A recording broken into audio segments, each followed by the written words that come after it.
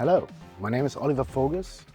I'm the lecturer for the DM7 briefly introduction workshop.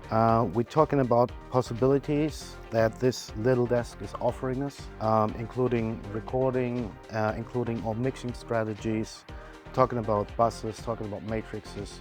So getting really deep in a way and mixing strategies, but also like philosophy, how to mix with effects, what is appropriate within different kind of situation. So this is actually what we do right here, and we have a lot of fun. I'm getting introduced to more than what I know, to new features, new terminologies, new softwares. So it's been really interesting for me. I'm loving the flexibility of the console. The preamps sound amazingly clean as well. As much as it looks complicated, if I'm beginning to see light at the end of the tunnel after half a day, you should be fine with it going forward. You can literally do anything you want to do with not having to touch too many buttons.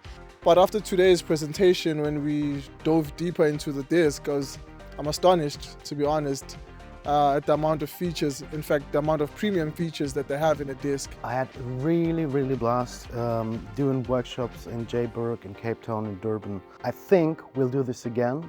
It was a real pleasure meeting all these great engineers.